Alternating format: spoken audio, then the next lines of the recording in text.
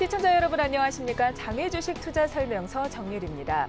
브렉시트 여파로 시장이 출렁출렁 거리다 보니까 또 상장을 했던 종목들 역시 그 여파에서 같이 움직이는 모습이 눈에 포착이 됐습니다.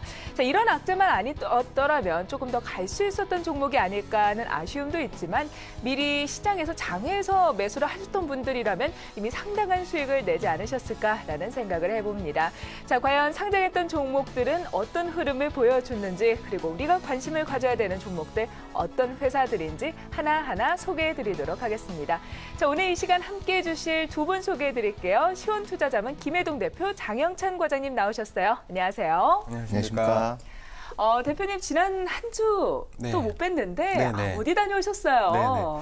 요즘에 종목들이 많이 상장을 하다 보니까 프리IPO 개념의 어떤 투자 대상 종목들 좀 탐방하고 어떤 리서치 좀 했습니다. 어떤 기회가 된다 그러면 이 자리를 통해서 또 소개해드릴 수도 있을 것 같습니다.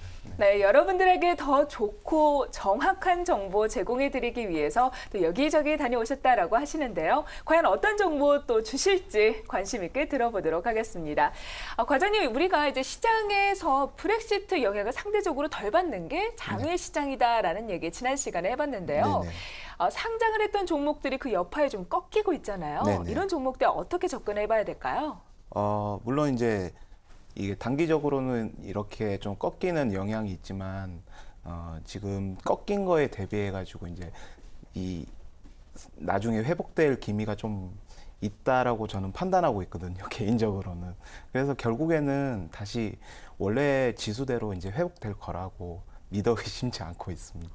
네, 일단 시장 상황에 따라 살짝 흔들렸을 뿐 기업의 펀더멘탈엔 큰 영향이 없다라는 말씀이셨어요. 과연 그 기업들 앞으로 어떤 움직임을 보여주게 될지 상장일 이후 상황부터 짚어봐야 될 것 같네요. 자, 지난 주부터 계속해서 상장을 했던 기업들이 상당히 많이 있습니다. 네네. 녹십자 랩셀, ST팜 그리고 해성 DS까지. 네네. 우리 먼저 녹십자 랩셀 짚어볼까요? 네네. 우선 전반적으로 종목들이 굉장히 좋았고 브렉시트라는 부분에 악재가 있음에도 불구하고 꿋꿋하게 어떤 상승세를 기록했던 것 같습니다.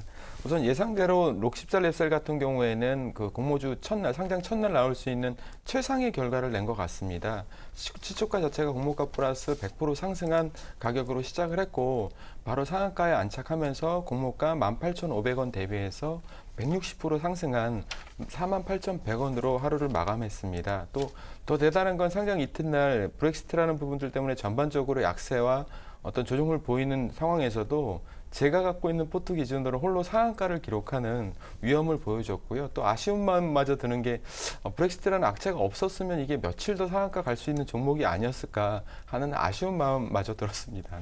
네, 녹십자 랩셀 상당히 아쉽다라는 말씀 전해주셨는데요. 자, 그렇다면 ST팜은 어땠나요? 네. ST팜 역시도 장외에서 어떤 인기를 끌었던 것만큼 첫날부터 굉장히 좋은 어떤 숫자를 보였습니다. 시초가 자체는 공모가 플러스 62% 상승한 가격으로 시작을 했고요. 5만 원대를 넘으면서 약간 차익 매물이 나오면서 종가는 48,800원으로 마감을 했습니다. 이 수익률은 공모가 대비해서 68% 정도 상승한 수익률로 녹십자 랩셀과 함께 브렉시트라는 상황 속에서도 굉장히 선방했다 이렇게 판단할 수 있을 것 같습니다. 네, 녹십자 랩셀과 ST팜 상대적으로 선방했다라는 말씀 네. 전해주셨는데 네. 우리가 사실 이 기업 얘기하면서부터 너무 좋은 기업들 사이에서 상장을 네네. 해서 네. 상대적으로 소외되는 거 아닌가 걱정했던 기업이 있습니다. 네네네. 해성 DS인데 네. 이 회사는 어땠나요? 되려 이제 해성 DS 쪽에는 좀 미안한 부분도 있는 것 같습니다. 결과론적으로 보면 우선 공모가가 하단에 결정된 게 시장에서 어떤 지금과 같은 결과가 날 수 있는 되게 긍정적인 요소가 된 것 같습니다. 시초가 자체는 16,700원으로 공모가 대비해서 39% 정도 어떤 상승한 시초가로 시작을 했고요. 또 바로 차익 매물이 나오면서 조정을 받고 14,600원으로 장을 마감했습니다. 그러나 공모가 대비해서는 한 22% 정도 상승한 걸로 보시면 될 것 같습니다. 네, 정체적으로 상장 이후의 움직임은 조금씩 차이가 있긴 하지만 공모가 대비 좋은 상승률을 보여줬다라는 말씀이셨습니다. 자, 그렇다면 우리가 브렉시트로 장내 시장이 상당히 침울해져 있는 상황에서 또 우리가 공모 청약 결과를 나타내준 기업들이 있습니다. 자, PNC테크부터 짚어보도록 할까요? 네네. 우선 전체적으로는 굉장히 더 좋은 것 같습니다. PNC테크 같은 경우에도 일반 공모청약에서 증거금이 1조 8천 정도 몰리면서 경쟁률은 680대 1을 기록했고요. 최근에 상장한 다른 종목 대비해서는 상대적으로 좀 매력도가 떨어지지 않나라고 개인적으로 판단을 하고 있었는데 전반적으로 핫해진 어떤 공모주 분위기 이어가면서 흥행에 성공했던 것 같습니다. 바이오리더스도 공모청약 결과가 발표됐다라고 하는데 이 회사는 좀 어땠나요? 역시 핫했나요? 네. 바이오리더스는 더 놀라웠습니다. 우선 기관 수요 측 경쟁률은 한 352대 1 정도를 기록을 했고요. 493개 기관이 참여를 하면서 공모가는 상단의 결정이 됐습니다. 근데 이제 일반 공모청약 증거금이 한 2조 2천 정도 몰리고 청약 경쟁률은 1223대 1을 기록하면서 굉장한 숫자를 보였는데요. 파이프라인이 다른 어떤 바이오기에 비해서 시장 자체가 너무 작지 않나라는 불안감이 좀 있어서 주저했었는데 막상 일반 투자자들은 굉장히 적극적으로 긍정적으로 또 판단하시는 것 같습니다. 네, 바이오리더스 상당히 뜨거운 관심을 받았다라는 네네. 말씀 전해주셨습니다. 지난 시간에 우리가 대표님 안 계시던 그 시간에 우리가 한국 자산신탁에 대해서 자세한 네. 이야기를 들어봤었습니다. 네. 자, 이 회사 수요 예측 결과가 네. 발표됐다라고 하는데요. 네. 어떻게 발표가 됐나요? 네, 한국 자산신탁 같은 경우에는 최근에 안 좋아진 어떤 장래 부진에 바로 타격을 좀 받은 부분이 있는 것 같습니다. 우선 한 경쟁률은 150대 1 정도 기록을 했고요. 공모가는 근데 상단에 지금 확정이 돼가지고 1,300원에 지금 결과가 나왔습니다. 그래서 다른 어떤 종목들 비해서 수요 측 그 기관 청약률이 경쟁률이 낮았음에도 불구하고 상단에 결정된 게 상장 후 약간 불안 요소로 작용하겠다 이렇게 개인적으로 판단이 들고 있습니다. 네, 가격적인 부분이 분명히 부담이 될 수 있다라는 말씀이셨습니다. 네, 맞습니다. 자, 그렇다면 우리가 또 잘 살펴보고 네, 또 네. 알아봐야 될 것 같네요. 네, 맞습니다. 자, 이어서 오늘 시간에는 어떤 회사에 대한 소식 준비하셨나요? 네. 특히 이제 여러분들이 잘 알고 계시는 딤체라는 브랜드를 갖고 있는 대우위니아입니다. 처음에는 그 한라그룹 산하의 어떤 우리가 만도라는 이름이 아주 익숙하죠. 근데 중간에 IMF 위기 때 금융 컨소시엄으로 좀 넘어갔다가 2014년도에 대우그룹 쪽에서 어떤 매각이 돼서 대우위니아로 사명이 변경되었습니다. 대우위니아, 사실 딤체로 많은 분들이 네네. 아시고 계실 것 같아요. 저도 또 김치냉장고 하면 딤체라는 브랜드를 맞습니다. 떠올릴 만큼 시장에서 인지력이 상당히 있는데요. 네, 맞습니다. 자, 그렇다면 실적은 좀 어떻게 발표되고 있는지 대우위니아 짚어봐야 될 것 같네요. 우선 대우위니아가 기본적으로 갖추는 실적은 매출 한 4천억 정도의 영업이익은 160억, 순이익은 한 120억 정도 된 숫자를 기록하는 회사입니다. 근데 2014년도에 적자를 기록했는데요. 그거는 대우 쪽에서 인수하면서 노조 쪽에서 파업이 있어서 불가피하게 생산이 중단되면서 그런 숫자가 나온 것 같습니다. 또 2015년도의 실적을 보면 다시 이제 온전하게 정상화가 돼서 나름의 안정을 찾아갔다라는 걸 확인할 수 있을 것 같습니다. 네, 실적이 조금씩 안정되고 있는 추세다라는 말씀이셨는데 문제는 또 우리가 경쟁 부분을 배제할 수 없을 것 같습니다. 네. 김치냉장고가 처음에 나왔을 때는 시장에 뜨거운 관심이 있었지만 사실 뭐 삼성, LG 다양한 브랜드가 김치냉장고를 내놓고 있잖아요. 네네. 사업의 성장성 부분이 좀 어렵지 않을까라는 생각을 해보는데 네. 이 부분은 어떻게 보시나요? 네. 우선 기본적으로 처음에 나올 때는 김치냉장고 나왔을 때 김치냉장고가 따로 있다라는 부분들에 대해서 되게 익숙하지 않다라는 부분들이 있었는데요. 지금 보면 지금 주요 어떤 다른 회사들도 김치냉장고 쪽으로 많이 집중을 하고 있어서 이런 부분들은 분명히 어떤 성숙 단계에 지금 접해 있는 것 같습니다.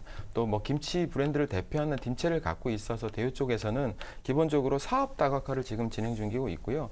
냉장고 부분에서는 어느 정도 이제 시장 점유를 가지고 있기 때문에 2015년도에는 밥솥 시장에 진출을 했습니다. 그래서 프리미엄 밥솥인 딤체 쿡을 출시했는데 출시한 58일 만에 1만여 대 이상 팔리면서 나름의 가능성을 충분히 확인할 수 있었던 것 같습니다. 기본적으로 쿠쿠전자하고 쿠첸이 갖고 있는 밥솥 시장에 10%를 점유하겠다는 목표로 열심히 사업을 진행 중인 걸로 알고 있습니다. 김치냉장고 브랜드가 이제 밥솥 시장에도 진출을 했다라는 말씀이신 것 같습니다. 자, 언뜻 들었을 때는 큰 연관관계는 없어 보이는데 온도를 조절한다라는 부분, 온도를 조절하는 기술이 핵심이다라는 부분이 또 우리가 관심 있게 볼 수 있는 부분이 아닐까라는 네. 생각을 해봐요. 자, 그렇다면 이 회사만의 리스크, 위험 요인은 어떤 게 있을까요? 리스크라는 부분들이 온 국민이 알고 있는 그 김치라는 그 어떤 김치 냉장고를 이쪽에 생산하는데 전체 매출 비중의 한 70% 정도가 김치 쪽에 의존되다 보니까 어떤 김치 쪽에서 어떤 수익률이 좀 악화됐을 때 바로 직격탄을 맞을 수 있다라는 부분들이 긍정적인 요소이면서도 또 부정적인 부분이 있는 것 같습니다. 또 두 번째로는 재무적으로는 2015년도 기준으로 부채 비율이 308%로 좀 상당히 높습니다. 또 대우그룹 자체도 재무적으로 어떤 안정성이나 어떤 여유가 충분하지 않기 때문에 그룹 차원에서 지원을 또 제한적으로 받을 수 있을 것 같고요. 이번 공모를 통해서 어떤 자금이 유입되면 어떤 부채 부분에 대해서 상환을 어떤 하게 된다면 나름의 안정성을 찾을 수 있을 것 같습니다. 네, 매출이 김치냉장고 부분에 집중되어 있는 것이 네. 좋을 수도 나쁠 수도 있는 양날의 검이다라는 네, 말씀과 맞습니다. 함께 부채 비율이 300%가 넘는다는 점은 분명한 위험이 될 수 있을 것 네, 같습니다. 네, 네. 자, 그렇다면 우리 가격적인 측면은 어떤가요? 매력이 있을까요? 가격은 지금 밴드가가 6,800원에서 8,300원이고 시가총액으로 보면 한 1,600억에서 한 2,000억 정도 됩니다. 공모가 상당 기준으로 PER이 한 17배 정도 되는데 기존에 이제 어떤 밥솥 쪽으로 있는 쿠첸이나 쿠쿠전자 쪽으로 보면 PER이 한 18에서 19 정도 되거든요. 상당 기준으로 가격이 됐을 때는 어떤 가격적인 메리트는 좀 약하지 않나 좀 판단이 되고요. 근데 어떤 기관 수요 측에서 만약에 공모가가 좀 하단 쪽으로 간다 그러면 하단 기준으로는 PER이 한 14배 정도 되거든요. 나름의 어떤 상승 요인이 좀 있을 것 같습니다. 또 하나는 공모주가 초기에 어떤 변동성을 가지면서 투자자들한테 좀 이목이 집중된다라는 부분, 그리고 상장 첫날에 공모주 분위기에 이어가서 좀 어떤 되게 어떤 높은 결과를 낼 수 있다라는 부분들에 대해서 전반적인 상황을 잘 살펴보면서 이렇게 청약에 임하는 것이 좋을 것 같습니다. 네, 김치냉장고 시장의 강자 대유위니아 네. 향후 일정 어떻게 전개되는지 짚어주시기 바랍니다. 네, 우선은 수요 측은 진행이 됐고요. 결과는 6월 30일 내일 나옵니다. 그리고 청약일은 7월 4일하고 5일 일반인 상대로 청약이 있고요. 신영증권이나 SK증권이나 HMC증권 통해 가지고 청약이 가능하십니다. 상장일은 7월 13일입니다. 대유위니아 70%의 비중이 김치냉장고에 집중되어 있기도 하지만 밥솥 시장에 다시 진출하면서 시장을 다각화하고 있다, 사업 영역을 넓혀나가고 있다라는 말씀 전해주셨습니다. 자세한 일정 말씀드렸으니까 해당 부분 참고해 주시고요. 저희는 IPO 일정 짚어보고 다시 돌아오겠습니다.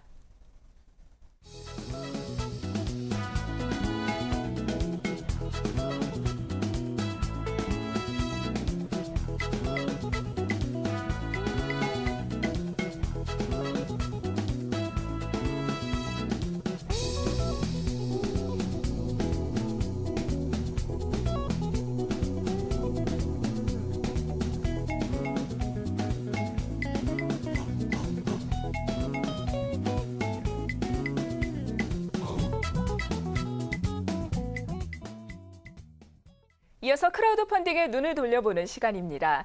최근 들어서 주식시장의 변동성이 크다 보니까 장외 주식시장 그리고 크라우드 펀딩에 관심을 가지시는 분들이 상당히 늘어났다라고 하는데요. 자, 오늘 또 어떤 대출형, 증권형 크라우드 펀딩 소개해 주실까요? 네, 오늘 우선은 오늘 준비한 내용은 주로 이제 K-팝 쪽으로 좀 준비를 해봤고요.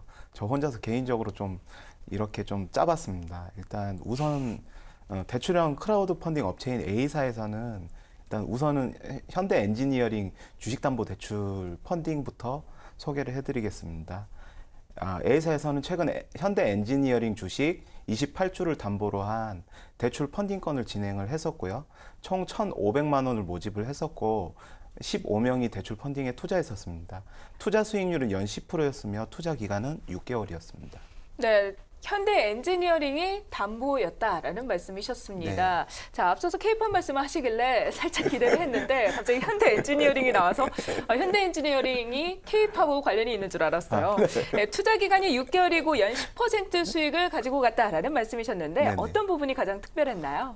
네. 이 상품은 1,500만 원이라는 상대적으로 이제 적은 금액을 펀딩했고 펀딩을 시작한 지 이틀 만에 마감됐었습니다. 펀딩이 조금 빨랐던 이유는 아무래도 아무래도 이제 담보 주식인 현대 엔지니어링이 안전한 종목이라고 좀 그런 것이 작용하지 않았나 판단하고 있습니다. 네, 현대 엔지니어링 사실 우리가 뭐 삼성 엔지니어링도 있고 들어보면은 좀 익숙하기도 하지만 또 낯설기도 한 부분인 것 같습니다. 네네. 플래트 사업을 좀 위주로 사업을 네. 영위하고 있는 것 같은데 네네. 사업을 어떻게 영위하고 있는지 좀 자세하게 전해주실까요? 네. 우선 이제 현대 엔지니어링은 1974년 설립된 각종 발전소 건설 및 이제 주택 건설 등의 사업을 영위하고 있는 회사입니다. 이라크 정유 공장 그리고 폴리실리콘 생산 공장 등 해외 플랜트 건설도 이제 수행해 왔고요. 그리고 실적은 2013년도에 2조 6천억 원에서 2015년도에 5조 7천억 원으로 2배 가까이 증가했습니다. 이는 현대 앵코와 합병한 덕분이고요. 이외에도 현대 엔지니어링은 현대차 그룹 승계와도 좀 관련이 깊습니다. 현대차 그룹 후계자인 정의선 부회장이 동사의 2대 주주인데요. 일단 정의선 만약에 이 현대 엔지니어링이 상장할 경우에 정의선 부회장의 어떤 지분 가치가 1조 원을 어렵지 않게 넘길 것이라는 예측이 좀 많이 나오고 있습니다. 정 부회장이 그룹을 승계하려면은 현대모비스의 지분을 추가적으로 좀 확보를 해야 되는데요.